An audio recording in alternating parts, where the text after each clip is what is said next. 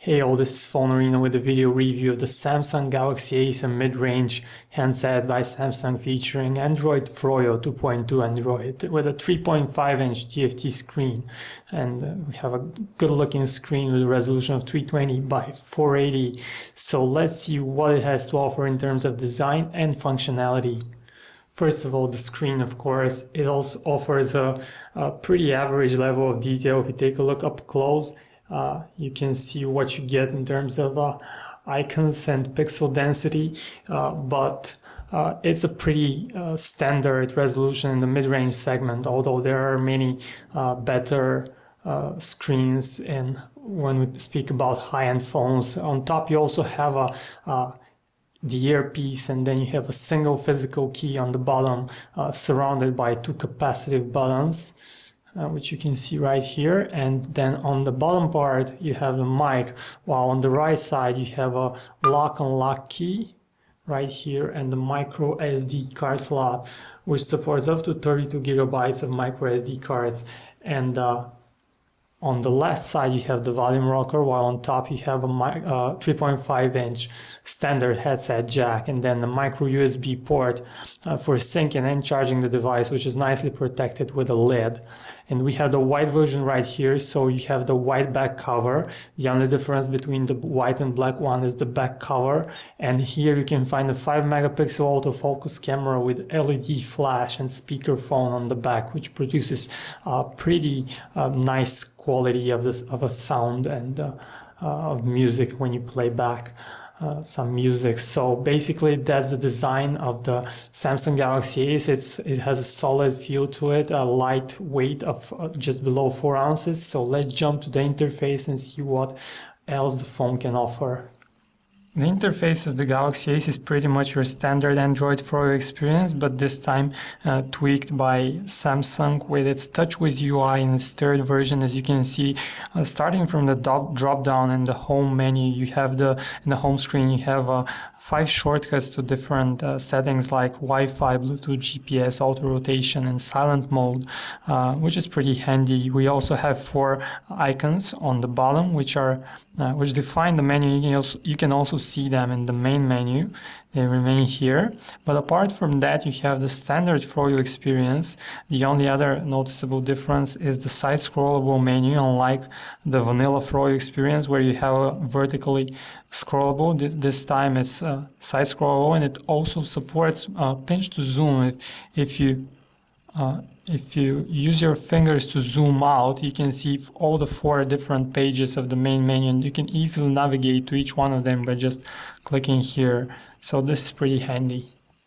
In terms of software, you also have the full Think-Free Office package, which allows editing of documents, not only viewing them. So we can demonstrate this a bit later, but you also have the task manager, which you can quickly access by holding down the single physical key and pressing the task manager button. It is also a nice way of handling multitasking, and as you can see here, these are all the apps that are running at the moment, and you have all different packages, RAM usage. The phone comes with 278 megabytes of RAM and capable 800 megahertz Qualcomm processor, so you can easily manage your applications from the task manager. While this phone doesn't break any new ground with its specifications, it runs some 3D games pretty smoothly, so we can demonstrate speed racing. It takes a couple of seconds to load, but speed forage, excuse me, but when it's loaded it runs pretty smoothly, so we can use our accelerometer to navigate. So let's just demonstrate the gameplay of SpeedForge 3D. So it takes a couple more seconds to load the graphics, and should be done in a minute.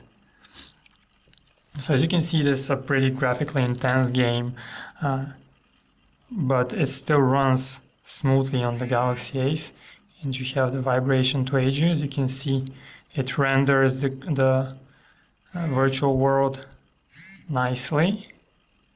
So overall, you can use the handset for some basic gaming, probably some of the latest games won't run as smooth as you would want them, like the graphically intense games from EA Sports. But except for that, it's a pretty capable device. Unfortunately, the video player doesn't support DivX and XVID codecs out of the box, so you have to install a player like we have the Rock Player Lite, which plays DivX videos without a problem. So here you go, that's DivX playback on the Samsung Galaxy Ace, easily solvable through a quick download on the Android market.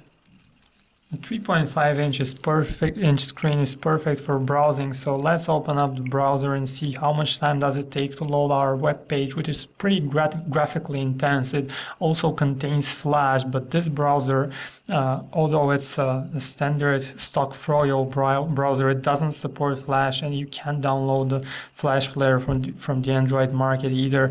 Was it because of the software limitations of this handset or for some other reason? So except for that, you have support for 3G at 7.2 megabits per second on the downlink, and I have to say that the browsing is pretty smooth on the Galaxy Ace, and you also can pinch to zoom to get closer and take a look at the level of detail you get in the browser. So overall, nice experience. The only other limitation is the number of tabs. You can only open up to 4 tabs at the same time. We have 3 open now, so that's how you switch between tabs. So that's it. That's the browser on the Samsung Galaxy Ace. The handset comes with a 5-megapixel camera, and as you can see, it doesn't have any dedicated shutter key, but it has a pretty rich in options camera menu. And if we switch to the camera mode, you can see that we have a single shot, small shot, continuous, and panorama modes, and panorama works particularly well. And you also have an array of scene options. You have options for your flash, and you can also choose macro mode to focus up close. And overall, we're pleased with the quality of images on the Samsung Galaxy Ace. It has a reasonable amount of detail and accurate color representation, but it fails in one other category, and namely that's the video recording. It records video only in QVGA resolution, which is 320 by 240. As you can understand, that's only watchable on a small screen like the 3.5-inch screen on the Samsung Galaxy Ace, but it's in no way good for viewing on a monitor or an HD TV or any kind of larger screen. So you have a limited amount of options as well. You only can choose some basic settings, and that's the video recording capability of the Samsung Galaxy Ace. When it comes to contacts and email, you have the pretty standard Froyo experience. You have your synchronization with the Google Cloud, and what we have here is our favorite contacts, and you also have the keypad. Unfortunately, we were pretty unhappy with the quality of the calls we made with the Samsung Galaxy Ace's voices were slightly digitized, and quality, we had reverberating sounds on our end, so maybe you can give it a try before you get it. It would be a good idea, but except for that, you have the standard Froyo experience here. We have mixed feelings about the Samsung Galaxy Ace. On one hand, it is a pretty affordable handset with a 3.5-inch TFT screen with an average resolution, but it has a snappy processor which runs Android pretty smoothly, and we're happy with the overall performance of the phone. On the other hand, though, it produces a pretty low quality videos with a resolution of only QVGA or 320 by 240, and it doesn't support Flash, as we said. So other alternatives in the mid-range segment would be the LG Optimus One, which comes with a smaller 3.2-inch screen but also offers Android, and probably the Samsung Wave, which comes with a smaller screen, but it's a Super AMOLED screen, so you get an extra boost in brightness and the overall quality of the display. So these would be your alternatives in the mid-range segment. Except for that, we're pretty happy with the overall performance. The only other major issue we had with the phone was calling quality. Sometimes we heard digitized voices and some reverberating sounds, so you might want to check out the phone before buying it. For more details, check out PhoneArena.com.